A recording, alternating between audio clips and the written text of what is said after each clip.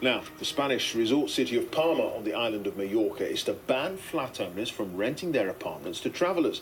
Now, it becomes the first place in Spain to introduce the measure.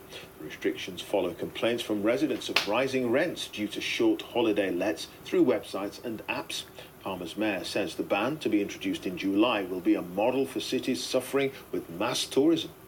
Well, with me now to discuss all this is the freelance travel journalist Jill Starley-Grainger, formerly of the Sunday Times Travel Magazine. Jill, it's good to see you. Thanks for coming in. Thanks for having me.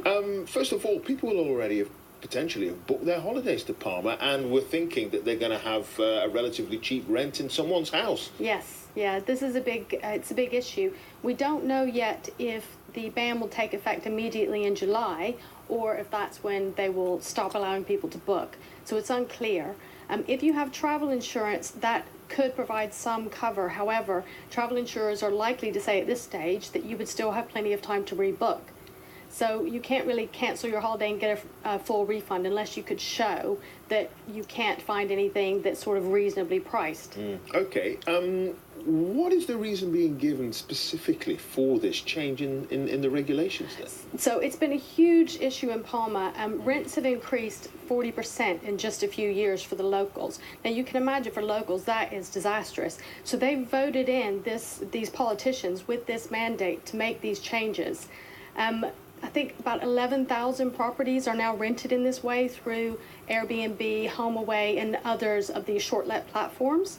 So it's a very big problem for locals. It's caused problems with rent, but also if your neighbors suddenly change from being people who live there for 6 months or a year to a steady stream of people who are there for 2 and 3 nights, you can imagine how disruptive that is. I mean, the mayor is suggesting that this could be a model for other places that feel that they're being inundated with holiday makers and rents going up and so on. Do you think it's the kind of ban that could spread?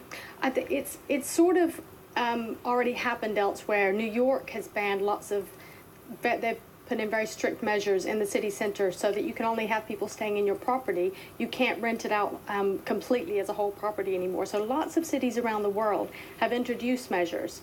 And as travelers, we're very privileged. Not everybody can afford to travel. So I think we have to also take a responsibility and say we also have to respect the local community. And if this is a problem for them, we need to figure out a way that we can still go to the places we love and contribute to that without causing detriment to the locals. I bet the big hotel chains are pretty happy about all this. I'm sure they will be, yes. Yeah. I'm sure they will be. But there's been a huge increase in tourism to Palma as well. So the hotel chains are probably still doing quite well. It's just that there have been even more tourists than ever before. And a lot of cities like Barcelona and Venice are struggling to cope.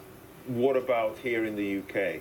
So in London, we already have rules have been brought in so that locals can't let properties for more than 90 days on these short lets.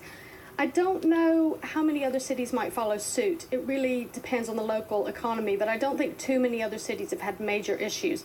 Possibly Edinburgh might consider it, but at this stage, I haven't heard any other UK cities talking about it. All right, we'll leave it there. Jill Starley-Grainger, thank you for joining us, Jill. Thank you. Now, there is a statue of a